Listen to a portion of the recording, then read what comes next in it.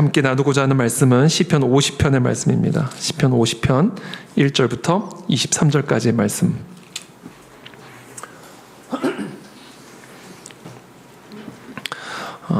저와 여러분들이 한 절씩 교독하겠습니다. 시편 50편 1절부터 23절까지 저부터 읽겠습니다. 전능하시니 여호와 하나님께서 말씀하사 해 돋는 데서부터 지는 데까지 세상을 부르셨도다. 우리 하나님이 오사 잠잠하지 아니하시니 그 앞에는 삼키는 불이 있고 그 사방에는 광풍이 불리로다.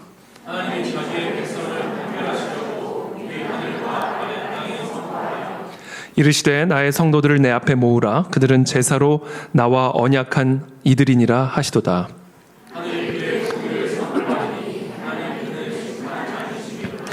내 백성아 들을지어다. 내가 말하리라. 이스라엘아 내가 네게 증언하리라. 나는 하나님 곧 내 하나님이로다.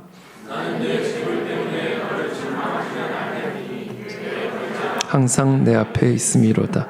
내가 네 집에서 수소나 네 우리에서 수렴소를 가져가지 아니하리니 이는 삼림의 짐승들 무산의 가축이 다 내 것이며 산의 모든 새들도 내가 아는 것이며 들의 짐승도 내 것이미로다.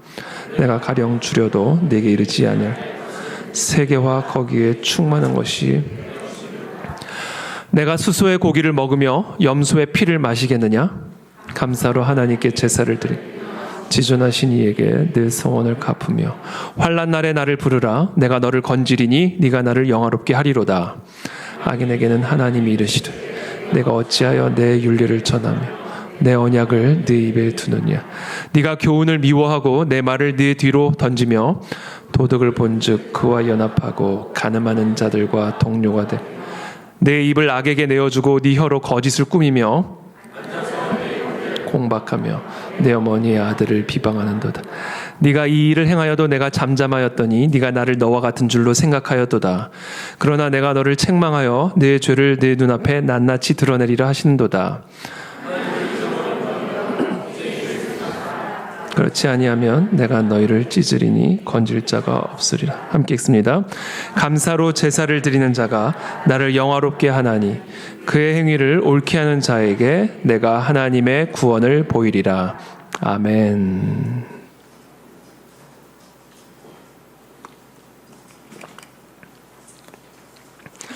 네, 이번 주일은 우리 10월 10일은 저희 그안의 진리교회 5주년 창립 기념 주일입니다. 10월 9일 저희가 창립 주일이었는데요. 그래서 우리 10월 둘째 주일은 항상 우리 그안의 진리교회 창립 기념 주일로 지키고 있습니다. 이번에는 뭐 여러 가지 코로나도 있고 해서 조용히 우리가 함께 정말 하나님께 감사함으로 우리 창립 5주년을 맞이하기를 원합니다. 그래서 정말 특별히 5주년을 맞아서 우리 교회의 본질이 회복이 되어질 수 있는 그래서 이 마지막 때에 정말 이기는 교회, 이기는 성도로 세워지는 우리 그 안에 진리교회가 될 수 있도록 여러분 기도해 주시고요. 또 앞으로 5년, 앞으로 우리 그 안에 진리교회를 지금까지 인도하신 것처럼 우리를 구름 기둥과 또 불 기둥으로 인도하셔서 정말 이 시대 가운데 허락하신 우리 교회의 사명을 끝까지 감당할 수 있는 그런 교회가 될 수 있도록 특별히 이번 한 달 우리가 좀 작정하고 우리 느헤미야 금요 철야 기도회 때 함께 기도할 수 있으면 좋겠습니다. 특별히 10월 18일부터 셋째 주 월요일부터 금요일까지는 우리 에스더 금식 기도회 올해 마지막 금식 기도회입니다. 이번에도 5일간 진행을 하고요. 3일째 되는 날 죽 파티가 있습니다. 3일째 항상 하던 대로 우리 3일째 되는 날 동치미와 죽을 먹으며 하나님께서 우리에게 허락하신 이 금식의 은혜를 누리는 그런 시간들이 되기를 바라고요. 나머지 목금 계속해서 귀한 집회를 이어가도록 하겠습니다. 저는 이번에도 마찬가지로 5일 금식을 합니다.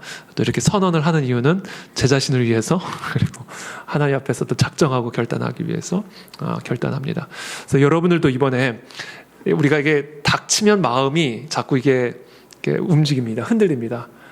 그냥 하루만 하지, 또 이틀만 하지. 이렇게 마음이 당장 배가 고프면 이게 마음이 흔들리죠. 그래서 우리가 미리 작정을 하고 그것을 감당할 수 있도록 기도로 준비하는 겁니다.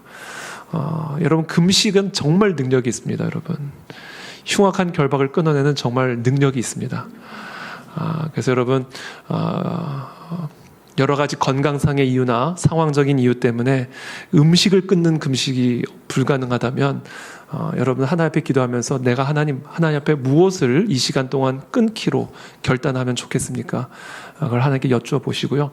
앞으로 우리 한 몇 주 남았으니까 그 기간 동안 우리가 어떤 금식으로 하나님 앞에 나아갈지를 하나님 앞에 결단하고 또 준비하는 그런 시간들이 되었으면 좋겠습니다.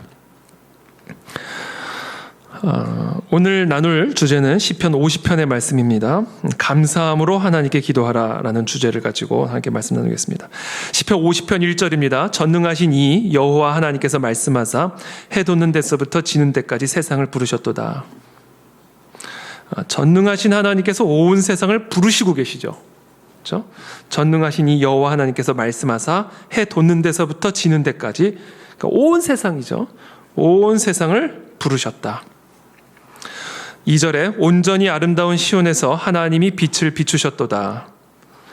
자, 하나님이 온 세상에 지금 빛을 비추고 계세요. 해 돋는 데서부터 해 지는 데까지 온 세상을 부르셨을 뿐 아니라 그 온 세상에 지금 빛을 비추고 계십니다. 여러분, 우리가 잘 알다시피 빛 안에는 생명이 있죠. 그래서 빛은 온 세상에 생명을 불어넣습니다. 또한 빛은 어두움을 다스리죠. 그래서 하나님은 어두운 이 세상을 빛으로 다스리고 통치하십니다. 어두움을 다 몰아내시고 빛으로 다스리는 것이죠. 그래서 전능하신 여호와 하나님께서는 해 돋는 데서부터 해 지는 데까지 온 세상을 빛을 비추심으로 생명을 불어넣으시고 어둠을 몰아내시는 그와 같은 통치자 하나님, 만왕의 왕이신 하나님, 그 하나님을 노래함으로 오늘 시편은 시작합니다. 3절의 말씀, 우리 하나님이 오사 잠잠하지 아니하시니 그 앞에는 삼키는 불이 있고 그 사방에는 광풍이 불리로다. 하나님의 빛이 어두움을 만나면 그 어두움은 파괴되고 삼켜지죠. 온 세상에 생명을 불어넣는 그 빛이 어둠을 만나는 순간 그 어둠은 파괴됩니다. 온 세상에 생명을 불어넣던 그 빛이 어둠을 만나는 순간 그 빛은 삼키는 불이 되고요. 광풍을 일으키는 빛이 됩니다. 그래서 어둠을 삼키고, 그래서 어둠을 파괴하고 어둠을 물리치시죠. 그래서 온 세상을 다스리는 하나님은 어두운 세상을 심판하시는 심판자이기도 합니다. 빛으로 어둠을 내쫓고 다스리기 위해서 어둠을 삼키는 불, 사방에 부는 광풍으로 임하시는 하나님, 그분이 바로 우리 전능하신 여호와 하나님이다라는 것이죠.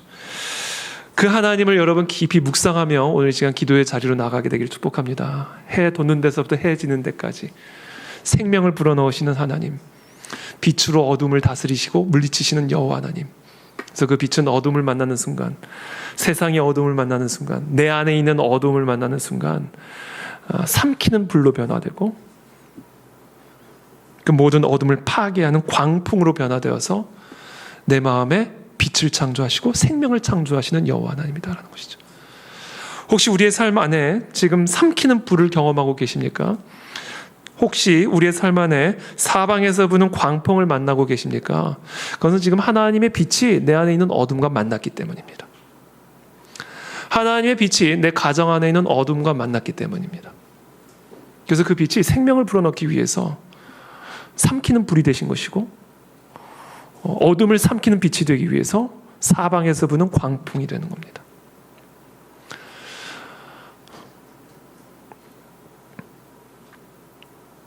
이 모든 광풍의 시간을 통과하여, 이 모든 삼키는 불을 통과하여 정금과 같이 우리의 심령 안에, 우리의 가정 안에, 우리의 삶 안에 생명을 창조하시는 그 하나님을 경험하고 누리시는 저와 여러분들이 되시기를 예수님의 이름으로 축복합니다. 그렇게 될 줄을 믿습니다. 4절의 말씀입니다. 하나님이 자기의 백성을 판결하시려고 위 하늘과 아래 땅에 선포하여 이르시되 나의 성도들을 내 앞에 모으라. 그들은 제사로 나와 언약한 이들이니라 하시도다. 하늘이 그의 공의를 선포하리니 하나님 그는 심판장이시미로다. 그러면서 갑자기 하나님이 자기 백성을 판결하시려고 부르시는 것을 보게 되죠. 지금 이 온 세상에 빛을 불어넣으시고 생명을 불어넣으시고 빛으로 다스리시는 여호와 하나님이 삼키는 불이 되셔서 사방에서 부는 광풍이 되셔서 지금 하나님의 백성들을 부르고 계시는 거예요. 심판하시기 위해서.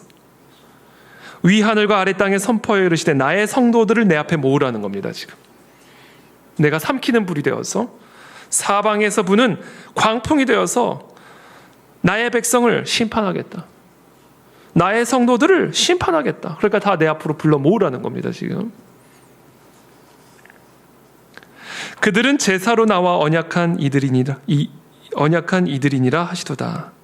하늘이 그의 공의를 선포하리니 하나님 그는 심판장이시미로다. 지금 하나님이 심판하고자 하시는 심판의 대상은 지금 하나님의 백성들, 성도들입니다. 그렇다면 하나님은 지금 왜 성도들을 심판하시려고 하는 것일까? 왜 하나님의 백성들을 심판하려고 하나님의 백성들을 다 한자리에 모으라고 지금 명령하고 계시는 것일까? 지금 하나님이 이들을 심판하고자 하시는 이유, 성도들을 심판하고자 하시는 이유는 무엇 때문이냐면요, 그들의 제사 때문입니다. 그들의 예배 때문입니다. 그들의 예배가 틀려먹었기 때문에, 그들의 제사가 틀려먹었기 때문에 지금 하나님이 그 제사로 언약한 내 백성들을 불러 모으라는 거예요. 제사로 나와 언약을 맺은 내 백성들의 제사가 이 제사가 아닌 거예요. 이들의 예배가 아닌 겁니다. 그래서 내가 나의 빛으로 다시금 어둠을 몰아내기 위해서 그들의 삶에 들어온, 그들의 교회 가운데 들어온 어둠을 몰아내기 위해서, 죽음을 몰아내기 위해서 내가 내 빛으로 그들의 생명을 다시금 재창조하고 어둠을 몰아내려고 하니 내 백성들을 다 불러 모으라는 거예요. 그래서 그들의 잘못된 제사를 내가 심판하겠다. 그들의 잘못된 예배를 내가 심판하겠다라고 말씀하시는 겁니다.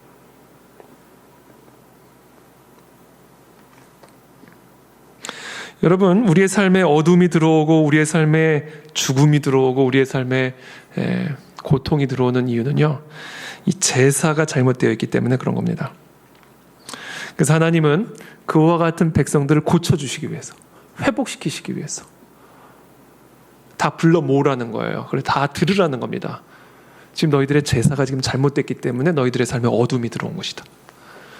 너희들의 제사가 지금 왜곡됐기 때문에 너희들의 삶에 죽음의 고통이 들어온 것이다.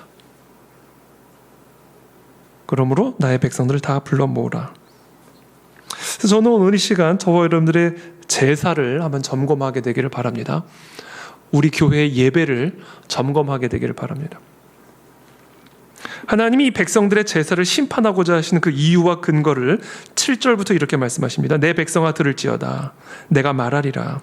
이스라엘아 내가 네게 증언하리라. 나는 하나님 곧 네 하나님이로다.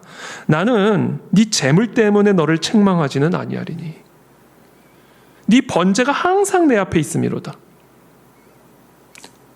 내가 네 집에서 수소나 네 우리에서 수점소를 가져가지 아니하리니 이는 삼림의 짐승들과 무산의 가축이 다 내 것이며 산의 모든 새들도 내가 아는 것이며 들의 짐승도 내 것이미로다.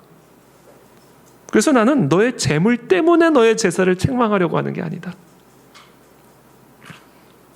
내가 가령 주려도 네게 이르지 아니할 것은 세계와 거기에 충만한 것이 다 내 것이미로다. 내가 숫소의 고기를 먹으며 염소의 피를 마시겠느냐. 내가 지금 너의 제사가 문제가 있다고 말하는 이유는 너의 재물 때문이 아니다. 내가 숫소의 고기가 필요하고 염소의 피가 필요해서 너의 우리 가운데 있는 숫 염소가 탐이 나서 지금 내가 너희를 불러 모은 게 아니다.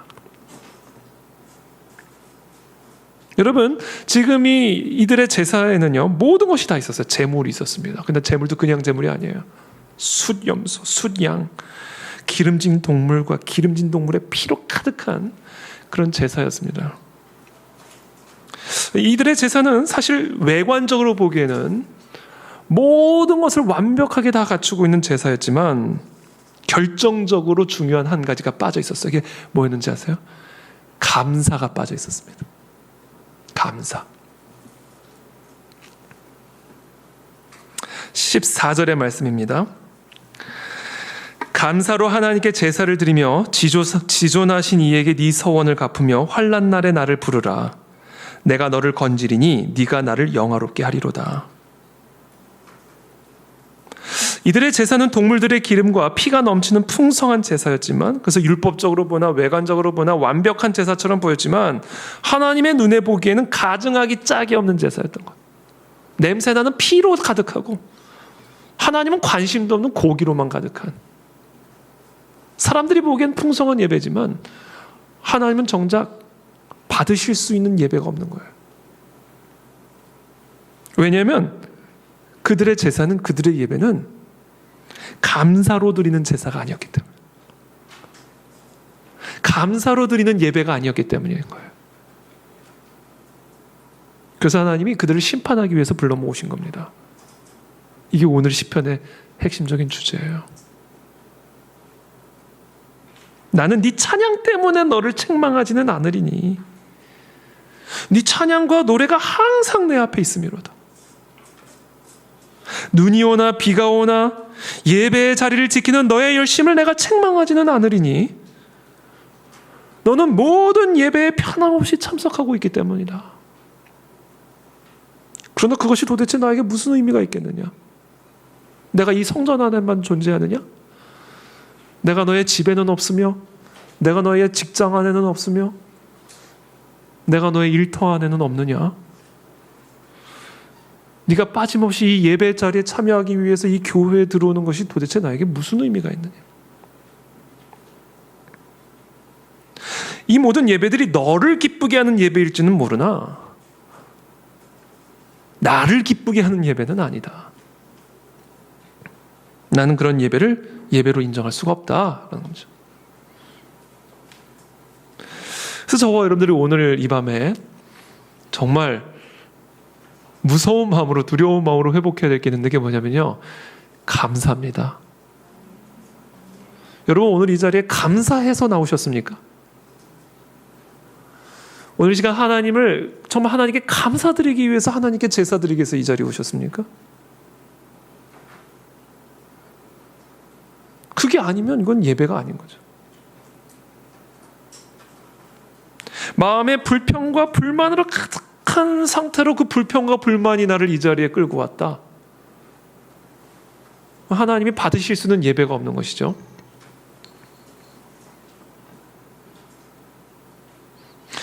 우리는 모든 예배의 자리에 나올 때, 하나님을 예배하는 예배자의 자리로 나아갈 때요, 무엇을 가지고 나아가야 되냐면요, 동물의 피도 아니에요, 희왕찬란한 음악도 아닙니다. 하나님께서 내게 베푸신 그 은혜에 대한, 선에 대한, 그 신실함에 대한, 사랑에 대한 감사로 나와야 된다는 거예요. 그게 우리의 예배의 이유가 되어야 되고 제사의 이유가 되어야 된다는 얘기입니다. 그래서 그 감사가 없는 예배는 예배가 아닌 것이고, 감사로 드리는 제사가 아니면 그건 제사가 아니다.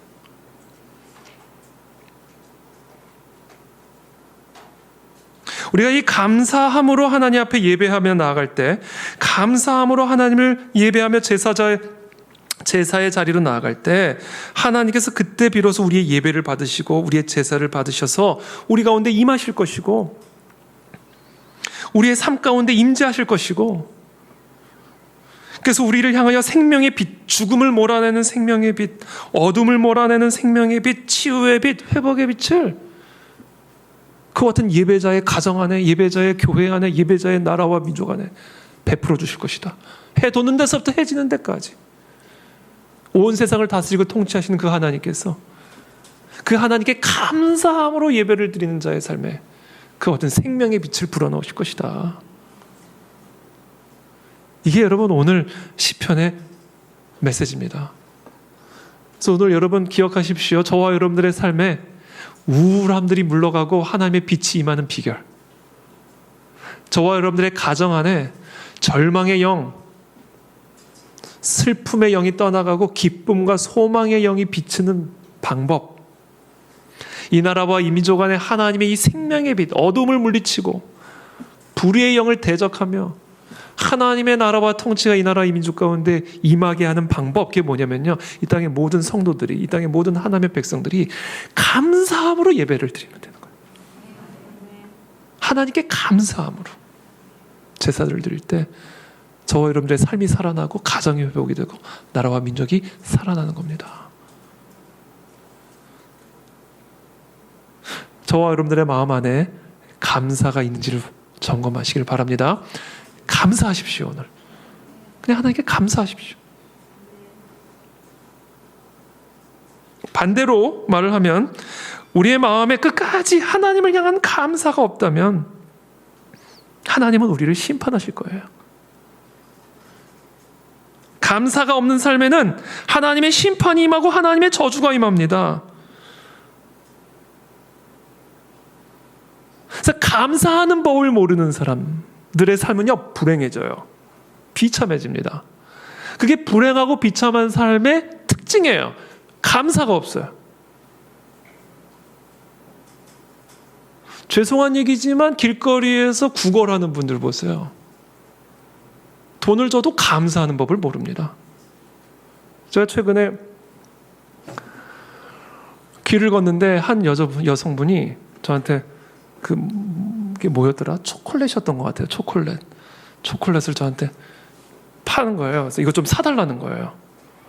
그래서 난 지금 초콜릿을 먹고 싶지 않은데 갑자기 초콜릿을 사달라고 그러는 거예요. 그러면서 한마디 더 붙여요. 굳이 필요 없으시면 안 가져가셔도 된다는 거예요. 돈만 내라는 거죠. 그래서 그 순간 제가 그래서 지극히 작은 자에게 한 것이 그리스도에게 한 것이라고 그랬잖아요. 예수님이 그러셨잖아요. 그래서 제가 순간 지갑을 쳐다보다 보니까 지갑에 캐시가 많지가 않아요. 그래서 요 정도인데 괜찮으시겠어요? 제가 오히려 그랬어요. 괜찮대요. 그래서 드렸어요. 감사하다는 얘기도 없이 그냥 가시더라고요. 근데 미국에 있을 때 한 그 거지한테 일부를 줬어요. 너무 불쌍해 보여가지고 일부를 딱 주려고 그랬더니 그분이 뭐라고 그랬는지 아세요? No thank you 그러더라고요. 일부리라고. 그러니까 여러분, 감사와 행복은 비례합니다. 감사와 축복은 비례해요. 그래서 불행한 사람을 보면요, 틀림없어요. 그 사람 안에는 감사가 없어요. 이게 원리입니다. 원리. 그걸 원리로 보여주시는 거예요. 내 성도들 다 불러 모아라. 성도, 내 백성 상관없어. 감사가 없으면 저주야. 성도임에도 불구하고 저주받는 삶의 비결이 뭔지 아느냐? 하나님께 감사함 없이 예배드리고 제사 드려봐라.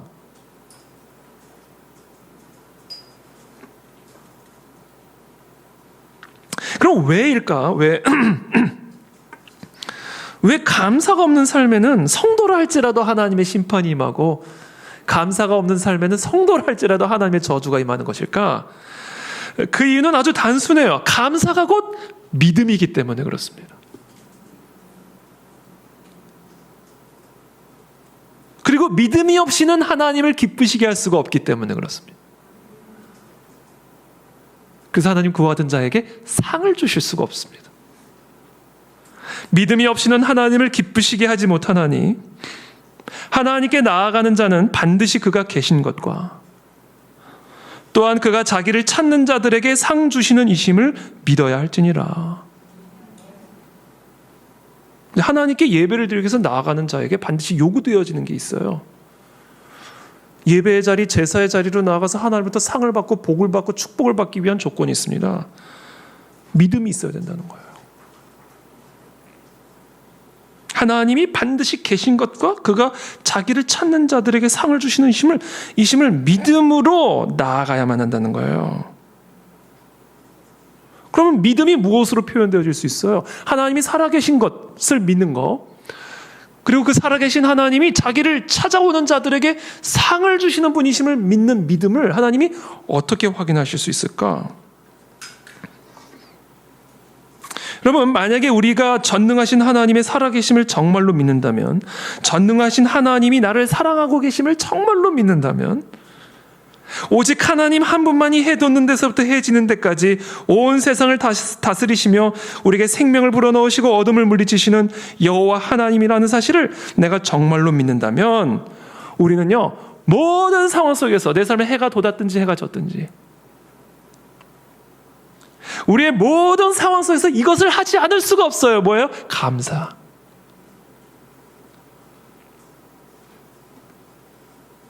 감사를 하지 않을 수가 없다는 거예요. 정말 이걸 믿는 사람이라면.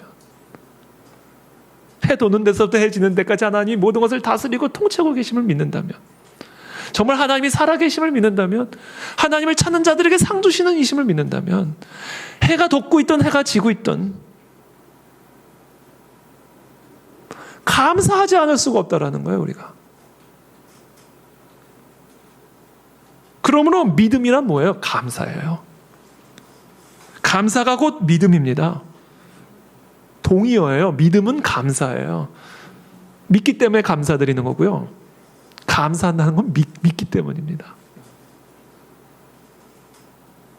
그래서 하나님은 감사가 없는 제사를 제사로 여기지 않습니다. 왜냐하면 그것은 믿음의 제사가 아니기 때문이요. 믿음이 없이는 하나님을 기쁘시게 할 수가 없기 때문에 그래요. 그래서 아무리 성도라 할지라도, 아무리 주여 주여 믿는다 할지라도 그 마음의 중심에 하나님으로 인한 감사가 없으면 그건 제사가 아니고 하나님의 복을 받을 수가 없는 것이죠. 그것을 지금 예배드리고 제사드리는 성도들에게 가르쳐 주시기 위해서 지금 다 불러 모으라 이렇게 명령하신 겁니다. 히브리서 11장 4절에 보면 아벨의 믿음과 가인의 믿음, 아벨의 제사와 가인의 제사를 이렇게 비교하시죠. 믿음으로 아벨은 가인보다 더 나은 제사를 하나님께 드림으로 의로운 자라 하시는 증거를 얻었으니 하나님이 그 예물에 대하여 증언하심이라. 그가 죽었으나 그 믿음으로써 지금도 말하느니라. 히브리서 기자는 아벨의 제사가 가인의 제사보다 더 나은 제사였다라고 단정지어서 말씀하시죠. 그렇다면 그 이유는 무엇이었을까? 아벨의 제사가 가인의 제사보다 더 나은 제사였던 이유는 무엇이었을까? 제물의 내용 때문이 아니었어요. 오늘 시편에서 분명히 말씀하셨잖아요. 내가 지금 염소가 먹고 싶어가지고 지금 내가 너의 제사를 책망하느냐? 내가 네 우리에 있는 양이 탐나서 내가 지금 너의 제사를 책망하느냐? 제물의 내용 때문이 아니었어요. 가인은 땅의 소산으로 제물을 드리고 아벨은 양의 첫 새끼와 기름으로 제물을 드렸기 때문에 아벨의 제사를 가인의 제사보다 더 나은 제사라고 말씀하시는 게 아닙니다. 농사를 짓는 사람이 곡식으로 하나님께 제물을 드린 건 당연한 거고요. 양을 키우는 사람이 자기 양으로 하나님께 제물을 드린 건 당연한 거예요. 만약에 아벨의 직업이 어부였으면 물고기로 하나님께 제사를 드렸을 겁니다. 그렇다면 하나님이 가인의 제사를 거부하고 아벨의 제사만을 받으셨던 이유는 무엇이었을까? 오늘 히브리서 기자의 말씀에 따르면 아벨은 믿음으로 제사를 드렸다고 말씀하고 있고 가인은 믿음으로 제사를 드리지 않았기 때문이에요. 단순해요. 제물의 내용의 문제가 아니에요. 믿음으로 드렸느냐, 믿음으로 드리지 않았느냐의 문제 때문이었어요. 바꿔 말해서 아벨은 하나님께 감사함으로 양의 첫 새끼를 드린 거예요. 정말 하나님께 감사합니다. 하나님의 그 신실하심, 그 하나님의 사랑, 그 하나님의 은혜, 하나님의 그 살아계심, 내 삶에 지금 해가 돋았든 해가 졌든 하나님의 하나님 되심으로 인해 감사함으로, 비록 올해의 양은 조금 파리하게 마르긴 했지만, 작년에는 100마리를 얻었지만 올해는 10마리밖에 못 얻었지만, 비록 내 우리에 양이 없고 염소가 없어도, 포도나무에 과실이 없어도 하나님의 하나님 되심으로 인하여 감사함으로 그것을 드렸기 때문에 그게 믿음의 제사인 거예요. 그래서 그 제사를 하나님이 기뻐 받으신 겁니다. 반면에 가인의 제사는 뭐였어요? 믿음의 제사가 아니었다고 말씀하시잖아요. 이것은 우리에게 무엇을 암시합니까? 감사함으로 제사를 드린 게 아니에요. 야, 작년에는 이렇게 풍년을 맺었는데 올해는 풍년은커녕 간신히 우리 가족 먹기도 힘든 곡식을 재배했네.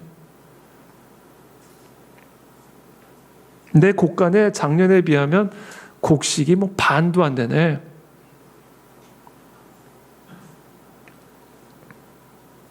그런 마음을 가지고 제사를 드린 거예요. 감사함이 없었던 것이죠.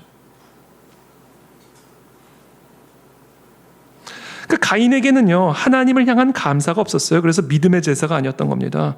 그래서 하나님께서 아벨의 제사만 받으시고 가인의 제사는 거부하신 겁니다. 우리가 그것을 알 수 있죠. 그 이유는 알 수 없지만 가인 안에는 하나님과 아벨에 대한 불만이 있었던 것 같아요. 그래서 하나님이 가인의 제사를 거부하고 아벨의 제사만 받으시니까 아벨을 몰래 가서 죽여버리잖아요. 그리고는 하나님이 네 동생이 네 아우가 어디에 있느냐? 그랬을 때 가인이 뭐라고 그래요? 내가 내 아우를 지키는 자니까? 이건 뭐예요? 지금 아벨에 대한 분노, 하나님에 대한 분노가 있었던 거예요. 그 이유는 정확하게 모르겠어요. 성경에 기록되어 있지 않으니까. 그러나 분명히 우리가 확인할 수 있는 사실은 가인의 제사는 믿음의 제사가 아니었고 믿음의 제사가 아니었다는 얘기는 감사의 제사가 아니었고 가인의 마음 안에는 이유는 모르지만 감사 대신 불평이 있었고 불만이 있었다. 그래서 하나님께서 가인의 제사를 거부했을 때 하나님 왜 나의 제사를 받지 않으십니까? 라고 질문하지 않았고 아벨을 죽여버렸다. 하나님이 책망하자 내가 아우를 지키는 자니까 하나님에게 대항했다.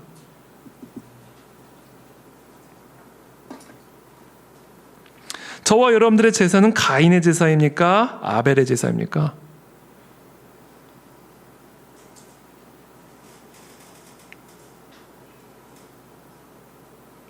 헌금, 헌물, 헌신, 하나님이 기뻐 받으시는 헌금은, 하나님이 기뻐 받으시는 헌물은, 하나님이 기뻐 받으시는 헌신은 그것의 크기에 달려있는 것이 절대로 아니에요. 그것은 내용물과는 어떻게 아무런 상관도 없습니다. 엄밀하게 따지면. 그것을 하나님께 감사함으로 드리는가.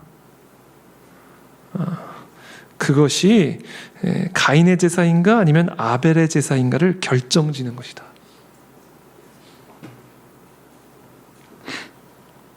그래서 의인과 악인의 기준, 신자와 불신자의 차이는 바로 하나님을 향한 감사에 있다라는 거. 감사.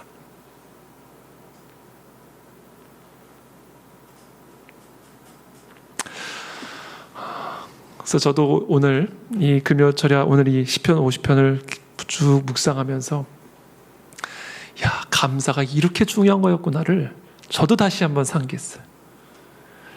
내 마음에 지금 감사가 사라지진 않았는가? 어느 순간 나도 모르게 감사의 제목들이 그냥 일상이 되어버렸지는 않은가? 를 다시 한번 점검하면서 나의 모든 제사, 나의 모든 예배, 하나님께 나아가는 나의 모든 마음의 중심에 감사함이 있는가?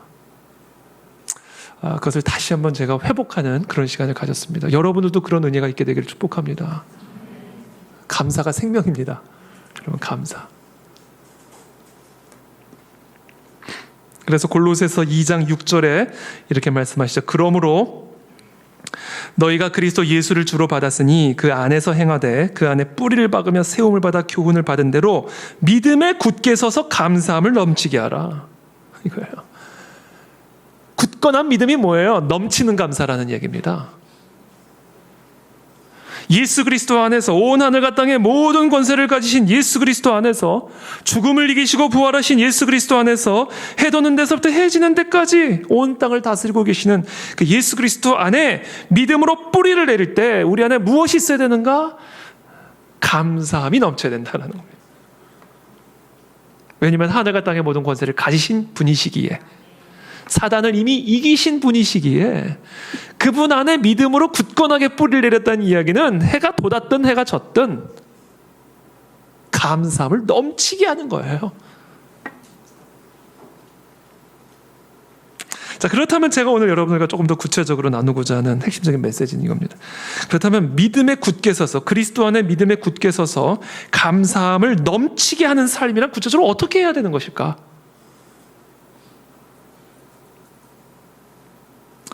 첫 번째입니다. 평범한 일상에 대해서 감사하기 시작하십시오.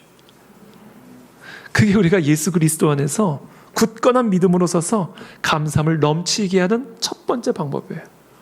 평범한 일상을 감사하십시오. 데살로니가전서 5장 18절의 말씀, 범사에 감사하라 그러셨어요. 범사에 감사하라.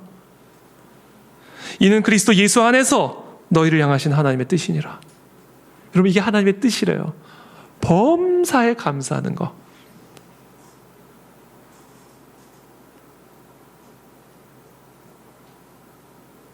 여러분, 하나님이 해를 뜨게 하시니까 해가 뜨는 거고요. 하나님이 해를 지게 하니까 해가 지는 겁니다. 하나님이 해를 뜨게 하셨으니까 이 땅에 생명이 존재할 수 있는 것이고요. 또 하나님이 해를 지게도 하셨으니까 이 땅에 쉼과 안식을 누릴 수가 있는 겁니다. 우리가 누리는 일상은요, 그냥 주어지는 게 아니에요. 우리가 누리는 이 모든 일상이라고 하는 것이요, 이게 하나님이 주시는 은혜의 선물입니다. 이게 그리스도 안에 믿음의 뿌리를 내리는 방법이에요. 이 모든 일상에서 누리는 이 모든 은혜의 원천이 하나님의 손에 있는 것이구나를 깨닫는 것. 이게 그냥 우리의 일상의 삶에서 감사함을 넘치게 하는 방법입니다. 그러므로 우리는 저 해를 붙들고 계신, 저 해를 바라보면서 저 해를 붙들고 계신 하나님께 진심으로 감사를 드려요. 하나님 감사합니다. 오늘도 저 해를 붙들고 계시네요. 그래서 내가 이 밝은 빛 가운데서 걸어가게 하시네요. 하나님이 해를 지게 하셨네요. 그래서 평안한 쉼과 안식을 주셨네요. 정말 감사합니다. 이렇게 좋은 날씨를 주셨네요. 그래서 정말 콧노래를 부르며 출근하게 하시네요. 점심 식사 이후에 커피 한 잔을 들고 산책할 수 있는 이런 아름다운 날씨를 주심으로 인해 감사합니다. 좋은 날씨뿐만이 아니라 안전한 날씨를 주셔서 감사합니다. 삼키는 불로 세상을 환난 가운데 빠뜨리실 수도 있고, 사방에서 부는 광풍으로 온 세상을 쓰러뜨리실 수 있는 그 하나님께서 바람을 제어하고 계시고 태양의 온도를 제어하고 계셔서 좋은 날씨, 안전한 날씨 속에서 오늘 하루도 이렇게 행복하고 감사하게 살아갈 수 있게 하신 그 하나님의 은혜를 찬양합니다. 일상이 하나님의 은혜예요, 여러분. 하나님의 은혜가 없이는요, 숨도 쉴 수가 없습니다. 음식을 먹을 수도 없어요. 여러분, 이빨 하나 다쳐도요, 음식을 못 먹습니다.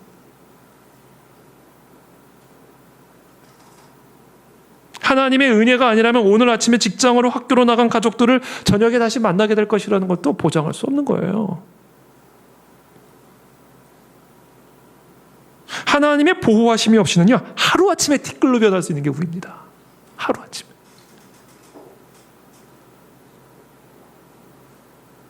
그 일상을 우리가 쭉 살아가는데요, 조그만 변수 하나가 우리의 일상에 얼마나 큰 어려움을 끼치는지 여러분 혹시 경험해 보신 적 있으세요? 전화 한 통화에 내 모든 계획들 다 백지가 돼버리는 것. 갑작스럽게 받은 편지 한 통에 집안이 흔들리는 일들이 일어나.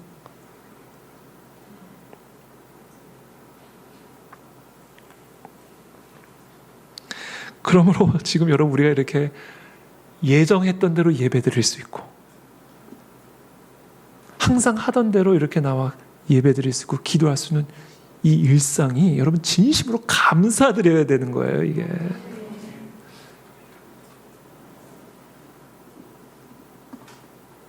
그런 의미에서 지금 우리가 누리고 있는 일상은요, 사실은 기적이죠. 기적입니다.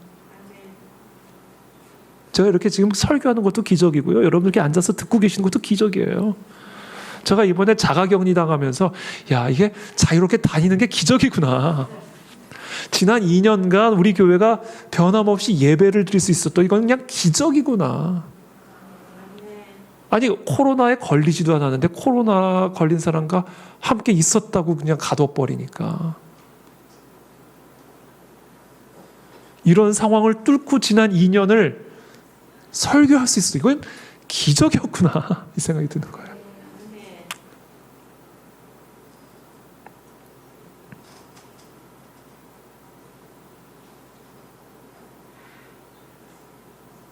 여러분, 질병이 고침을 받는 게 더 큰 기적이에요? 아니면 고침받을 질병 자체가 없는 게 더 큰 기적이에요?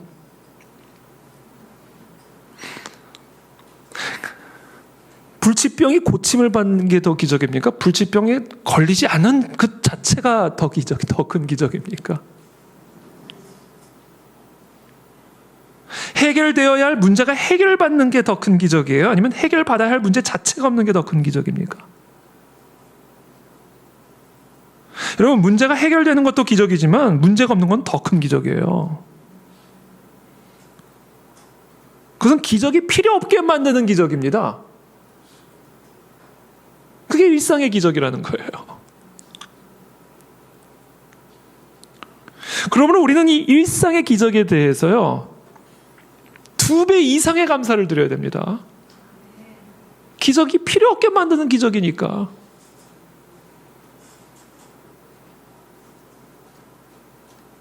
질병을 치유해 주시는 것도 정말로 감사한 기적이지만 질병 자체가 걸리지 않게 하셨으니 이건 2배의 기적이요, 2배의 감사를 드리는 게 마땅한 거죠. 그러므로 우리는요, 우리가 누리는 모든 일상에 대해서 정말 진심으로 하나님께 감사드려야 돼요. 감사합니다. 하나님 감사합니다. 오늘도 눈을 뜨게 해주셔서 감사하고, 오늘도 출근할 수 있게 해주셔서 감사하고, 오늘도 예배 드릴 수 있게 해주셔서 감사하고, 오늘도 우리의 가족을 지켜주셔서 감사하고, 이 나라를 지켜주셔서 감사드리고, 이처럼 모든 삶의 원천이 바로 하나님의 은혜임을 깨닫고 그 하나님께 감사를 드리는 것이 성도들이 마땅히 드려야 할 최고의 제사요, 최고의 예배요, 최고의 믿음입니다.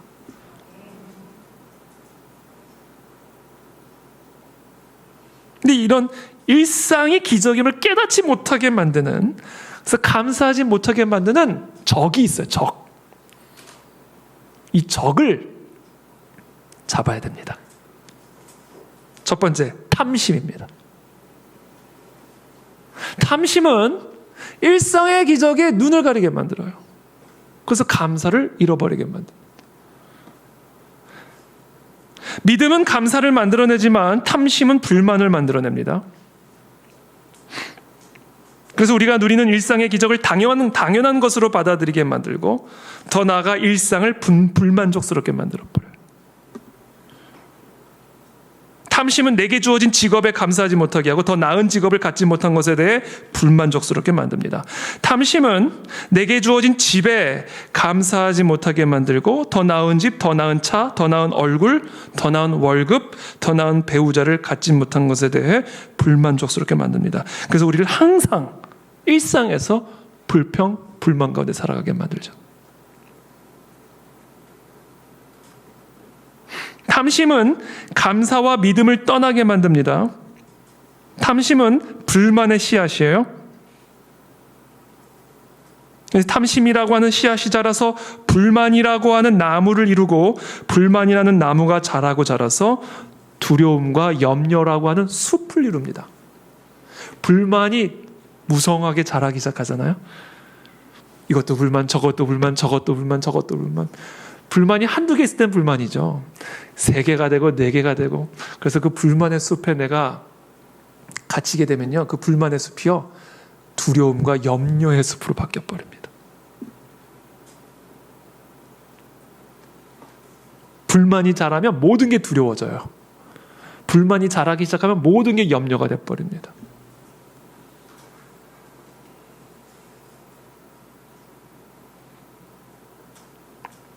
그래서 탐심이 자라면 불만이 자라면 두려움과 염려의 숲을 이루게 만들어서 어느덧 우리의 삶은 두려움과 염려라는 숲 안에서 갈 바를 알지 못하고 헤매이는 길 잃은 인생이 되어버리고 마는 것이죠.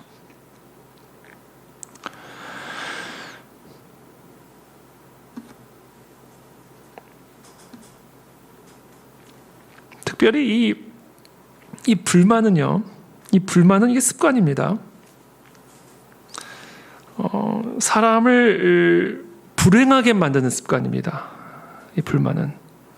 왜냐하면 불만의 말을 하나님이 들으시거든요. 불평의 말을 하나님이 들으셔요. 일단 욥의 이야기를 먼저 들어볼게요. 욥기 3장 25절 26절입니다. 내가 두려워하는 그것이 내게 임하고 내가 무서워하는 그것이 내 몸에 미쳤구나. 나에게는 평온도 없고 안일도 없고 휴식도 없고 다만 불안만이 있구나. 두려워했던 것이 내게 임했다 이렇게 돼 있죠. 민수기 14장 26절의 말씀 볼게요. 여호와께서 모세와 아론에게 말씀하여 이르시되 나를 원망하는 이 악한 회중에게 내가 어느 때까지 참으랴. 이스라엘 자손이 나를 향하여 원망하는 바 그 원망하는 말을 뭐라고 돼 있어요? 내가 들었노라. 그들에게 이르기를 여호와의 말씀에 나의 삶을 가리켜 맹세하노라. 너희 말이 내 귀에 들린 대로 내가 너희에게 행하리니 너희 시체가 이 광야에 엎드러질 것이라. 약속의 땅을 정탐하고 들어와서는 10명의 정탐꾼들이 우리 들어가면 죽습니다. 차라리 애굽으로 돌아가는 게 맞습니다. 지금 그 원망하는 말을 듣고는 하나님이 하시는 말씀이에요. 그 원망하는 말을 내가 들었다. 그리고 내 귀에 들린 너희 말대로 내가 행할 것이다. 그래서 우리가 반드시 기억해야 할 게 있어요. 하나님은요, 우리가 말하는 대로 하나님의 귀에 들리는 대로 그 사람의 인생이 되도록 만드시는 분이에요. 이것이 감사의 제사가 없는 성도들을 향한 하나님의 심판이고 저주입니다. 그래서 하나님이 주시겠다고 약속하신 가나안 땅을 악평한 10명의 정탐꾼과 이스라엘 백성들은 그들의 말대로 가나안 땅에 들어가지 못하고 광야에서 메뚜기처럼 이리 뛰고 저리 뛰며 방황하다가 인생을 비참하게 마감했죠. 그래서 여러분, 우리가 여기서 반드시 기억해야 돼요. 감사가 행복해지는 연습, 축복받는 습관이라고 한다면 불평은 불행해지는 습관이에요. 불평하는 사람은 항상 불평합니다. 이게 인격이에요, 인격. 불평하는 사람은 불평이 자기 인격이에요. 그래서 장미를 보면 가시만 보여요. 꽃은 안 보입니다.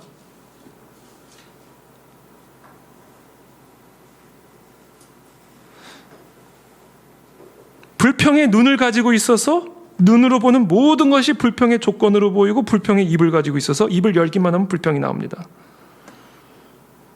문제는 본인만 불평으로 말미암아 불행한 인생을 사는 게 아니에요. 그 불평을 듣는 사람들도 같이 불행해집니다.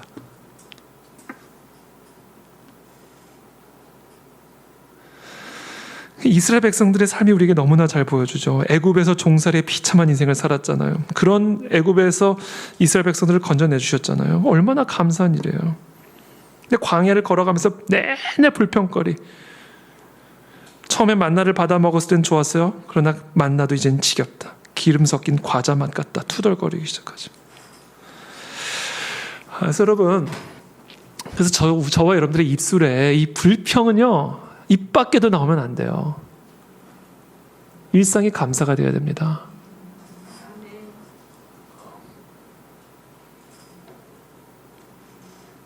항상 낙심하라, 쉬지 말고 원망하라, 범사에 불평하라. 이는 너희를 향한 사탄의 뜻이니라. 라는 사실을 암송하고 다니세요, 여러분.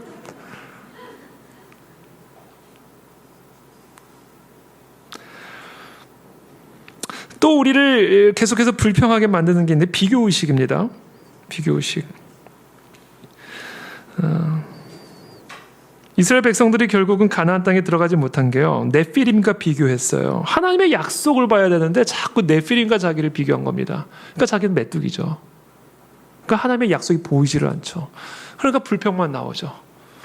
그래서 자기가 불평한 말 그대로 광야에서 죽임당하는 겁니다.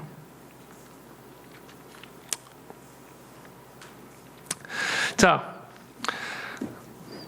일상에 감사하는 삶, 그 첫 번째, 우리가 믿음 안에 굳게 서서 감사함을 넘치게 하는 삶의 첫 번째 원리고요. 일상에 대해서 감사하는 삶, 그리고 일상에 대해서 감사하지 못하게 만든 적이 바로 탐심과 비교 의식이라고 말씀드렸고요. 그것이 이스라엘 백성들, 광야에서 결국은 소멸당한 이스라엘 백성들의 삶이 우리에게 시사하는 바다라는 것을 말씀드렸어요. 자, 두 번째, 우리가 믿음에 굳게 서서 감사함을 넘치게 하는 두 번째 원리는요, 삶의 가시 에 대해서 감사하는 겁니다. 일상의 삶에 대해서 감사할 뿐만 아니라 우리의 삶을 고통스럽게 만드는 것에 대해서도 감사하는 거예요.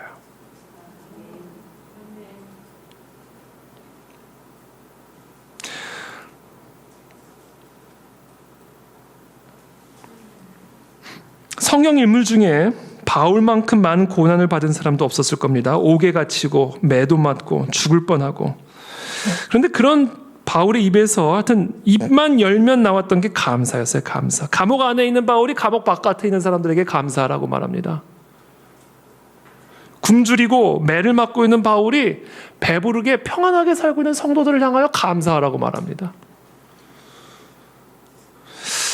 그런 상황이 뭐가 그렇게 좋은 상황이라고, 그런 상황 속에서도 바울은 끊임없이 감사를 외치고 또 외쳤던 것일까?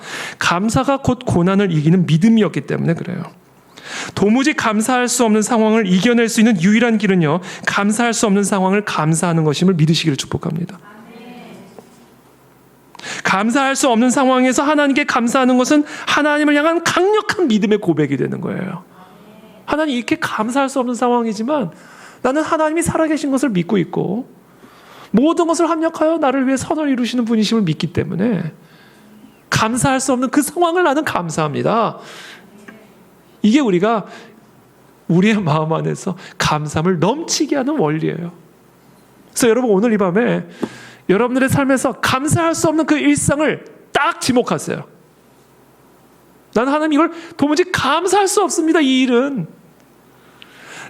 이 가시는, 내 삶의 이 가시는요, 하나님, 너무나 고통스럽고 너무나 슬퍼서 도무지 감사할 수가 없습니다. 내가 그것을 감사하겠나이다. 그게 그 감사할 수 없는 상황을 넉넉히 이기는 원리예요. 그래서 사도 바울은 매를 맞으면서 하나님께 감사했어요. 왜? 그 매를 맞는 걸 이기는 힘이 그 감사였기 때문에.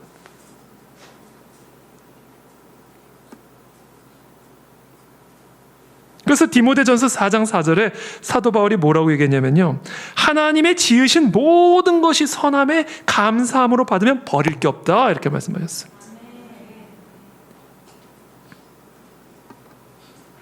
특별히 바울은 육체의 가시로 고통을 받았죠. 안지를 알았다고 주장하는 사람도 있고 간지를 알았다고 주장하는 사람도 있어요. 그런데 바울은 이와 같은 육체의 가시조차도 하나님께 감사를 드렸어요. 왜 감사를 드렸는지 아세요? 바울을 일단 겸손하게 만들어줬어요. 사람이요, 겸손해지는 과정은요, 반드시 고통을 수반합니다.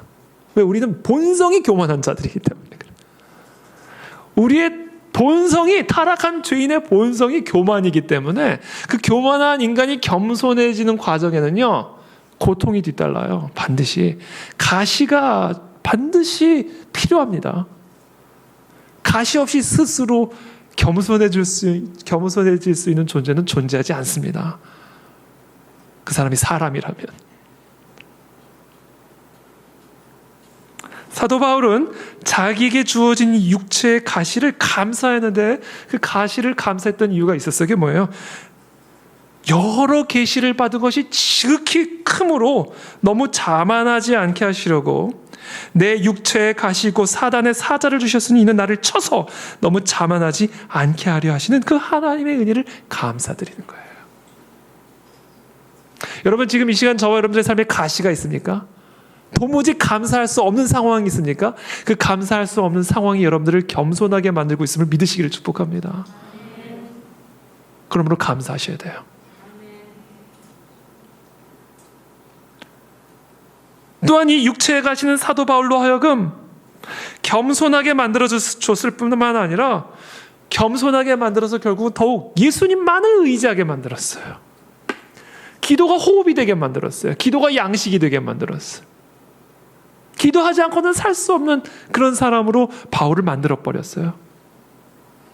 그렇게 가문도 좋고 그렇게 공부도 많이 하고 그렇게 혈통도 좋은 바울이 그 모든 것을 배설물로 여기는, 배설. 그런 존재로 만들어줬어요. 뭐가요? 육체의 가시가.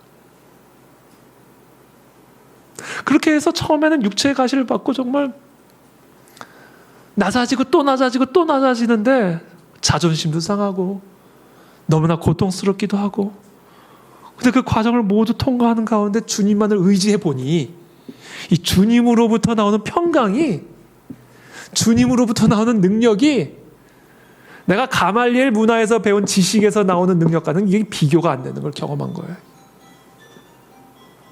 히브리인 중에 히브리인이라고 하는 자기의 혈통에서부터 나오는 명예하고는 이게 비교가 안 되는 명예와 기쁨과 능력이 예수 그리스도로부터 흘러나오는 것을 경험한 거예요. 그러니까 이 육체의 가시가 감사한 거죠.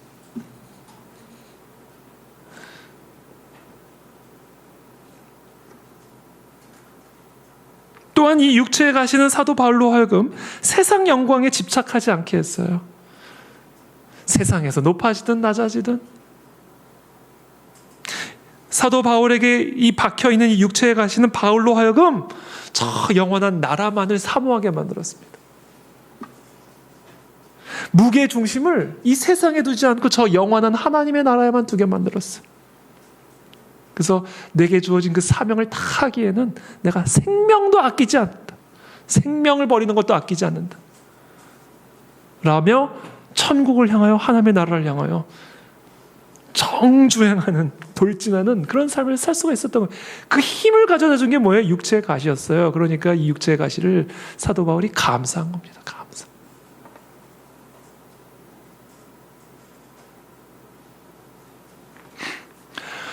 그러므로 저와 여러분들은요, 고통스럽지만 그 삶의 가시를 감사해야 합니다. 감사할 수 없는 바로 그 상황을 여러분 오늘 이 밤에 정확하게 지목하세요. 그리고 여러분들의 입술로 정확하게 고백하세요. 하나님, 내가 이 감사할 수 없는 바로 이 상황을 내가 진심으로 감사합니다.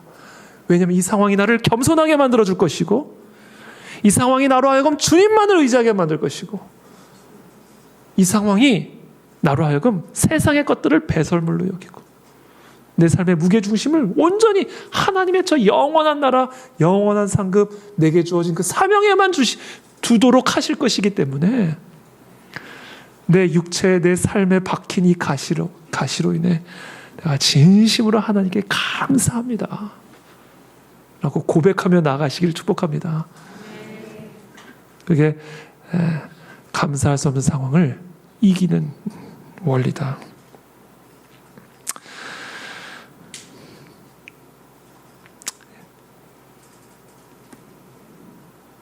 여러분, 이 삶의 가시에 대해서 하나님을 향한 감사가 없어지면요, 어떻게 되는지 아세요? 삶의 가시가 있는데, 육체의 가시가 있는데 그것을 하나님께 감사하지 않으면요, 그 가시를 이기지 못할 뿐만 아니라 우리가 어떻게 되냐면 악인이 됩니다. 악인이 돼요. 겸손하지 않게 되고요. 겸손하게 하기 위해서 찔렀는데 감사하지 않으면 겸손하지 않게 돼요. 교만하게 됩니다. 주님만을 의지하라고 찔러주셨는데 그것을 감사하지 않으면 주님이 아닌 다른 것을 더 의지하게 됩니다. 세상에 집착하지 말고 저 영원한 하나님의 나라와 저 영원한 하나님의 사명에 우리의 삶의 무게중심을 두라고 가시를 찔러주셨는데 그 가시를 감사하지 않으면 세상에 더 집착하게 됩니다. 그래서 악인이 됩니다. 그래서 심판을 받는 거예요. 가시도 있는데 저주까지 받아. 가시가 찔려있는데 심판까지 받아요. 옆구리가 아프네. 갑자기 옆구리 너무 찔러가지고. 너무 몰입을 해가지고.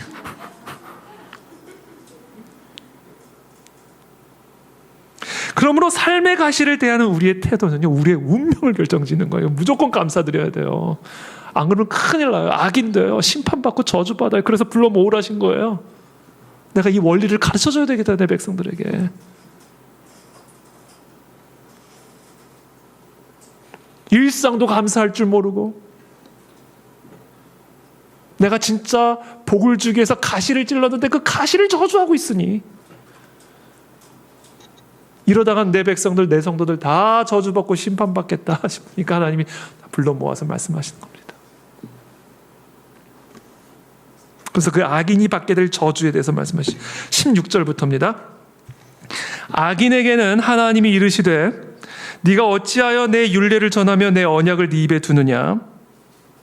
네가 교훈을 미워하고 내 말을 네 뒤로 던지며 도둑을 본즉 그와 연합하고 간음하는 자들과 동료가 되며 네 입을 악에게 내어주고 네 혀로 거짓을 꾸미며 앉아서 네 형제를 공박하며 네 어머니 아들을 비방하는도다. 네가 이 일을 행하여도 내가 잠잠하였더니 네가 나를 너와 같은 줄로 생각하였도다. 그러나 내가 너를 책망하여 네 죄를 네 눈앞에 낱낱이 드러내리라 하시는도다. 악인에 대한 하나님의 심판이죠. 그러면서 22절에 이렇게 말씀하세요. 하나님을 잊어버린 너희여. 자, 감사를 잊어버린 사람들은요, 하나님을 잊어버린 사람들입니다. 이제 이를 생각하라. 그렇지 아니하면 내가 너희를 찢으리니 건질 자 없으리라. 하나님의 저주가 임할 것이다. 하나님을 잊어버린 너희여.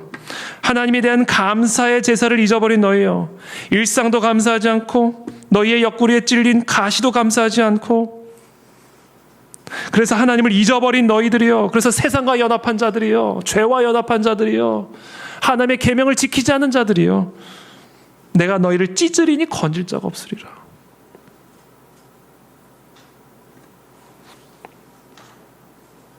그러면서 이제 결론을 내리죠. 23절에 우리 한번 다 같이 읽어보겠습니다. 시편 50편 23절입니다. 함께 읽겠습니다. 시작.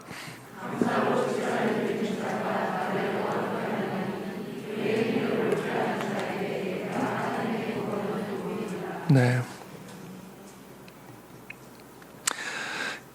이 말씀과 함께 14절도 함께 읽어보죠. 오늘 이 시편에 가장 애기 쓰는 이 두 구절입니다. 23절과 또 14절, 15절입니다. 14절, 15절도 함께 읽어보겠습니다. 시작.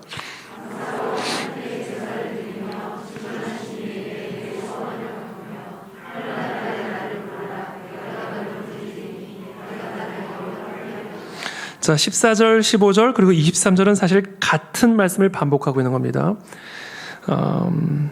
감사로 하나님께 제사를 드리고, 그리고 그 행위를 옳게 하는 자, 감사로부터 옳은 행위가 나오죠. 그와 같은 조건을 가지고 부르라는 거예요, 기도를 할 때. 그러니까 한마디로 얘기하면 마지막 결론입니다. 우리가 그리스도 안에서 믿음을 굳게 해서 감사함을 넘치게 하는 삶의 마지막 세 번째는요, 모든 상황 속에서, 그게 일상이든 아니면 삶의 가시 속에서든 우리는 그 모든 것들을 감사하면서 기도해야 된다. 모든 상황 속에서 하나님께 감사함으로 기도하라. 이게 결국 이 시편이 오늘 우리를 궁극적으로 끌고 가고 있는 목적지입니다. 일상에서의 감사를 회복하고 삶의 가시에 대한 감사를 회복함으로 기도하라. 그때 환난 날에서 내가 너희를 건지리라. 너의 기도를 응답하리라. 절망을 소망으로, 슬픔을 기쁨으로, 눈물을 찬송으로 바꾸리라. 그 비결이 뭐냐? 일상에서의 감사, 가시에 대한 감사함으로 부르짖으라는 거예요. 너희의 기도 안에 감사가 있게 하라는 거예요. 그래서 빌립보서 4장 6절의 말씀입니다. 아무것도 염려하지 말고 오직 모든 일에 기도와 간구로 너희 구할 것을 뭐로 아뢰라? 감사함으로 하나님께 아뢰어야 된다는 거예요. 감사가 하나님의 기적의 문을 여는 열쇠임을 믿으시기를 축복합니다. 왜냐하면 감사가 없이는 하나님을 기쁘시게 하지 못하나니 하나님을 찾는 자는 그가 계신 것을 믿어야 되는 거예요. 자기를 찾는 자들에게 상을 주시는 분이시다. 그래서 감사함으로 기도하지 않으면요, 기적의 문이 열리지를 않아요. 골로새서 4장 2절입니다. 기도를 계속하고 기도에 감사함으로 깨어있으라. 감사함으로 계속 기도하라. 여러분, 육체의 가시 그것 자체로는 정말 우리가 바람직한 게 아니죠. 그 가시가 좀 빠져야죠. 그렇지 않겠습니까, 여러분? 저와 여러분들의 삶에 박힌 가시가 좀 빠져야죠. 좀 숨을 쉬죠. 그러면 그거 어떻게 그게 빠지냐면요, 그 가시를 감사함으로 빼달라고 기도해야 돼요. 감사함으로. 하나님 정말 감사합니다. 이 가시 정말 감사합니다. 그러나 좀 빼주십시오.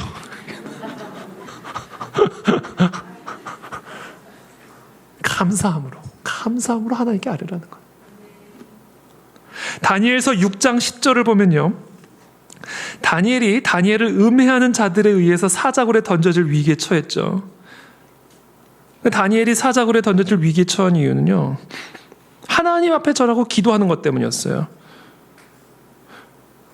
근데 그것을 알고도, 그 조서의 직인이 찍힌 것을 알고도 다니엘은 항상 하던 대로 예루살렘을 향하여 창문을 열고 하루에 3번씩 기도를 합니다. 그때 그 장면을 다니엘서 6장 10절이 이렇게 기록합니다. 다니엘이 이 조서에 왕의 도장이 찍힌 것을 알고도 자기 집에 돌아가서는 윗방에 올라가 예루살렘으로 향한 창문을 열고 전에 하던 대로 하루 3번씩 무릎을 꿇고 기도하며 그의 하나님께 뭐 했더라? 감사하였더라. 이게 여러분 사자굴에 들어가도 사자의 입을 막을 수 있는 기도의 능력이에요. 여러분 감사합니다. 감사. 우리의 모든 기도가 감사로 종집을 찍어야 되고 감사로 기도의 문을 열어야 돼요. 왜냐하면 감사가 믿음이기 때문에 그래요. 요나가 물고기에 잡아먹혀 들어가지고 그 물고기 뱃속에 들어가는 그 절체절명의 위기에 처했을 때 요나가 어떻게 기도했는지 아세요? 요나서 2장 9절의 말씀 마지막으로 읽겠습니다. 나는 무슨 목소리로? 감사하는 목소리로 주께 제사를 드리며. 그러니까 물고기 뱃속에 들어가도 감사로 제사를 드리면 나오는 겁니다.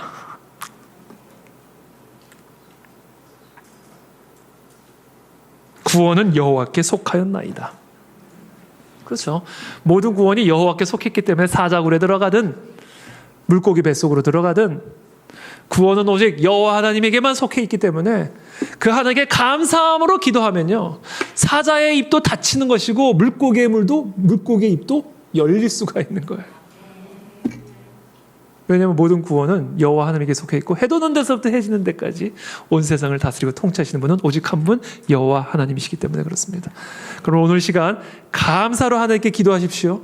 감사함으로 제사를 드리십시오.